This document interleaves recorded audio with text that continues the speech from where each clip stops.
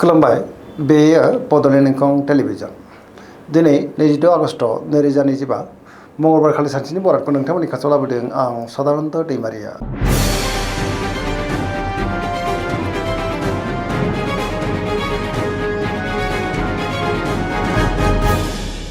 सिगां फरायनो लादों मेष राशि गिबि हांखो अ ल दिनैनि साना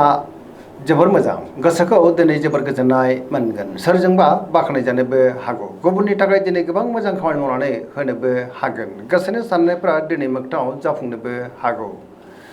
गावनि गोसोनि साननायफोरखौ दिनै लाइमोनफ्रा फोरमायलायनोबो हागोन देहाया दिनै मोजाङैनो थागोन बहानिफ्रायबा दिनै हरखाबै मोजां खौरांबो फैनो हागौ रांखावरियाव दिनै जोबोर मोजां होनजायो बेफार फालांगियावबो जोबोर मोजां मुलाम्फा मोनगोन आयाबो बांनो हागौ सोरबा लोगोनिफ्राय दिनै थोजासे हेफाजाबबो मोननो हागौ न'खराव बिसि फिसायनि गेजेराव अनलायनाया बांगोन बिमा बिफानि अननायफोरखौबो दिनै मोननो हागौ गोसोनि बोलोआ बांगोन समाजाव बयजोंबो मान होजागोन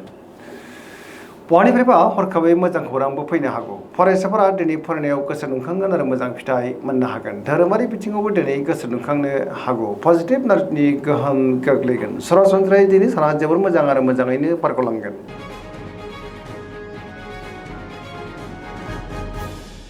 वृष राशि गिबि हांखो इ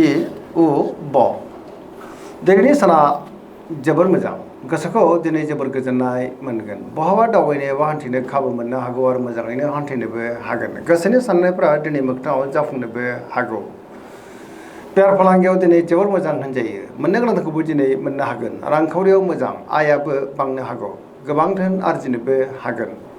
गुबुननि थाखाय गोबां मोजां खामानि मावनानै गोसोआव दिनै जोबोर गोजोननाय फैगोन न'खराव बिसि फिसायनि गेजेराव अनलायनाया बांगोन बिदा फंबायनि गेजेराव मोजां सोमोन्दो थागोन देहाया दिनै मोजाङैनो थागोन अब्लाबो नाथाय जानाय लोंनायाव सांग्रां जानांगोन जायखि खामानि मावा मानो दिनै मोनफ्रोमबो खामानियावनो जाफुंसारनो हागौ लोगोफोरनिफ्राय थोजासे हेफाजाबबो मोननो हागौ सिगांनि बबेबा जेंनाखौ दिनै गोरलैयैनो सुस्रांनो हागोन।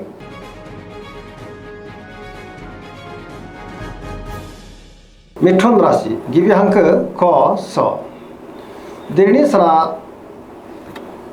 जोबोर मोजां गोसोखौ दिनै जोबोर गोजोननाय मोनगोन बहाबा दावबायनो बा हान्थिनो खाबु मोननो हागौ आरो मोजाङैनो हान्थिनोबो हागोन मोनफ्रोमबो खामानिखौनो दिनै गोरलैयैनो मावफुंलांनो हागोन गियाननि आंखाल जानाय नङा गोथों आरो गोग्गो साननो रोंगोन सोरजोंबा बाख्नायजानोबो हागौ गोबां मुंदांखा सुबुंजों दिनै बहाबा लोगो मोनज्लायनोबो हागौ रांखावरियाव मोजां होनजायो आयाबो बांगोन बेफार फालांगियाव दिनै जोबोर मोजां मुलाम्फा मोनगोन बिमा बिफानिफ्राय अननायफोरखौ दिनै मोननो हागौ बिदा फंबायनिफ्राय थोजासे हेफाजाब मोनगोन मावलांनाय खामानिफ्रा दिनै गोरलैयैनो मावफुंजानोबो हागौ गुबुनजों मोजां सोमोन्दो लाखिनोबो रोंगोन बहाबा हान्थिब्ला दिनै जोबोर मोजां आरो मोजाङैनो हान्थिनोबो हागोन लाइमोनफोरनि गोसोआ दिनै जोबोर खुसि जागोन आरो गावबा गावनि गोसोनि साननायखौ फोरमायलायनोबो हागोन सरासनस्रायै दिनै साना जोबोर मोजां आरो मोजाङैनो बारग'लांगोन।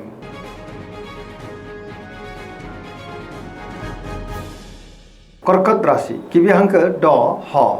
दिनैनि साना जोबोर मोजां गोबां मोजां खाबु दिनै मोननोबो हागौ गोसोनि साननायफ्रा मोगथाङाव जाफुंगोन माबा मोनसे मोजां खौरांबो मोननो हागौ सोरबा लोगोजों बाख्नायजानोबो हागौ गोसोनि साननायफ्रा दिनै मोगथाङाव जाफुंगोन पजिटिभ साननो रोंगोन आरो गियाननि आंखाल जानाय नङा मावलांनाय खामानिफ्रा दिनै गोरलैयैनो मावफुंजानायाव गोसोआव गोजोननाय फैगोन रांखावरियाव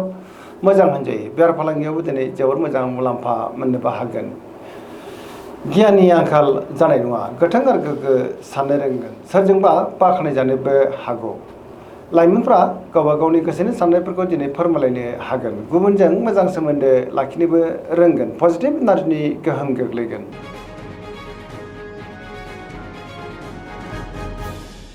सिंह राशि गिबि हांखो म ट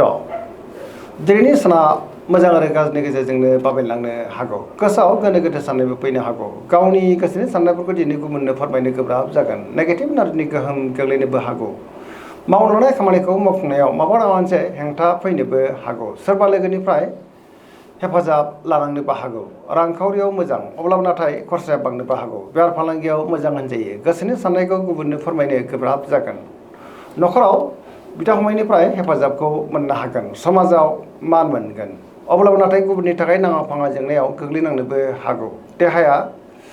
बारा मोजां थानाय नङा गोबां रोखोमनि देहायारि जेंनाजों मोगा मोगि जानांनोबो हागौ जानाय लोंनायाव सांग्रां जानांगोन।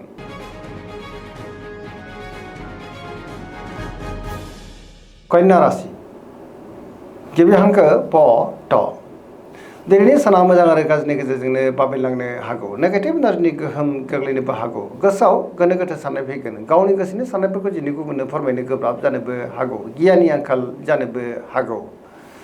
रांखावरियाव दिनै बारा मोजां नङा होनजायो बेफार फालांगियावबो बारा मोजां नङा सोरजोंबा थगायजानोबो हागौ सुथुरनि गाज्रि नोजोर थानोबो हागौ बहाबा हान्थिब्ला लामा सामायाव सांग्रां जानांगोन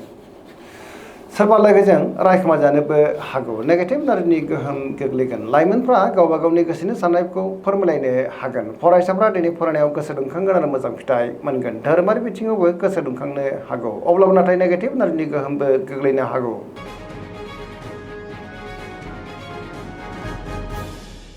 तुला राशि गिबि हांखो र ट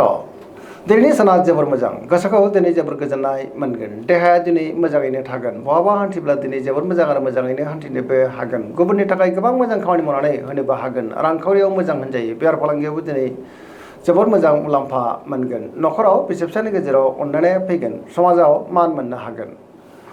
लोगोफोरनिफ्राय थोजासे हेफाजाब मोननो हागौ गोदान थांखि लानो रोंगोन सेंग्रा सिख्लाफोरनि गोसोआ दिनै जोबोर खुसि जागोन आरो गावबा गावनि गोसोनि साननायफोरखौ फोरमायलायनोबो हागोन पजिटिभ एनार्जिनि गोहोम गोग्लैगोन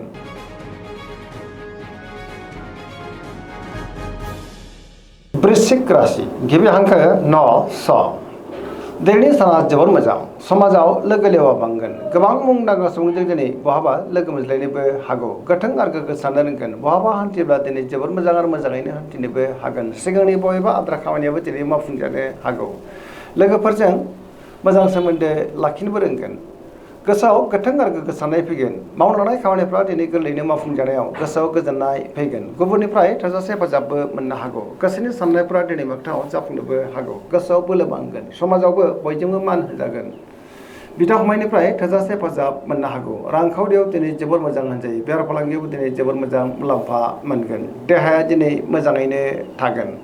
फरायसाफ्रा दिनै फरायनायाव गोसो दुंखांगोन आरो मोजां फिथाइ मोनगोन लाइमोनफ्रा जोबोर खुसि जागोन आरो गावबा गावनि गोसोनि साननायफोरखौ दिनै फोरमायलायनोबो हागोन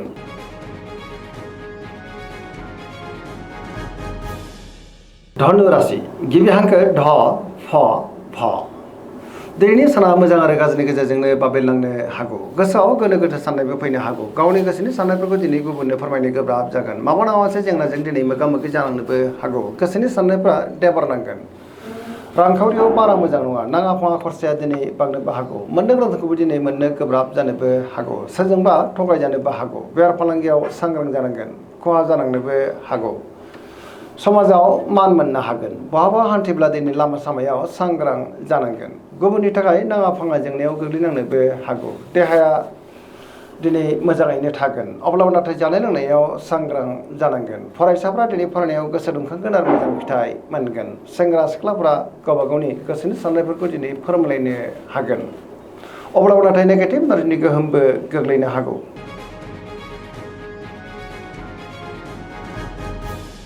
मकर राशि गिबि हांखो ख ज दिनैनि साना जोबोर मोजां गोसोनि साननायफ्रा दिनै मोगथाङाव जाफुंनोबो हागौ गोसोआव गोथों आरो गोग्गो साननाय फैगोन गियाननि आंखाल जानाय नङा मोननो गोनांखौ दिनै मोननो हागोन बेफार फालांगियाव जोबोर मोजां मुलाम्फा मोनगोन गुबुनजों दिनै मोजां सोमोन्दो लाखिनोबो रोंगोन मोनफ्रोमबो खामानिखौनो गोरलैयैनो मावफुंलांनो हागोन गोदान खामानियाव आखाइ होजेननो हागोन बिदा फंबायनिफ्राय दिनै थोजासे हेफाजाब मोननोबो हागौ गुबुननि थाखाय मोजां खामानि मावनानै गोसोआव दिनै गोजोननाय फैगोन सेंग्रा सिख्लाफ्रा दिनै गावबा गावनि गोसोनि साननायफोरखौ फोरमायलायनोबो हागोन फरायसाफ्रा दिनै फरायनायाव गोसो दुंखांगोन आरो मोजां फिथाइ मोननोबो हागोन बिदा फंबायनिफ्राय थोजासे हेफाजाब मोननोबो हागौ गोबां मोजां मोजां खाबुबो दिनै मोननो हागौ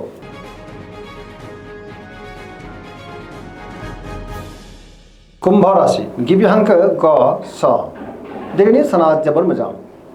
गोसोनि साननायफ्रा दिनै मोगथाङाव जाफुंनोबो हागौ गोबां मोजां मोजां खाबु दिनै मोननो हागौ समाजाव मान मोननो हागोन गोबां मुंदांखा सुबुंजों दिनै बहाबा लोगो मोनज्लायनोबो हागौ रांखावरियाव जोबोर मोजां होनजायो बेफार फालांगियावबो दिनै जोबोर मोजां मुलाम्फा मोनगोन देहायाबो दिनै मोजाङैनो थागोन न'खराव बिदा फंबायनिफ्राय हेफाजाबखौ मोननो हागोन गुबुननि थाखाय गोबां मोजां खामानि मावनानै गोसोआव गोजोननाय फैगोन बिमा बिफानि अननाय आब्रुखौबो दिनै मोननो हागौ बिदा फंबायजों मोजां सोमोन्दो थागोन बिसि फिसायनि गेजेराव अनलायनाया बांनो हागौ पजिटिभ एनार्जिनि गोहोम गोग्लैगोन